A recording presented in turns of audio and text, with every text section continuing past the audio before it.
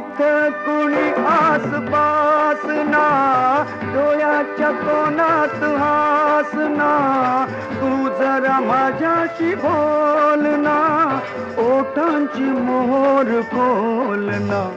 तू लगबग जाता मग वळून पाहता, वाट पावलात अडकळली, जशी मावळत्या उन्हात केवड्याच्या बनात नागिण सळसळली.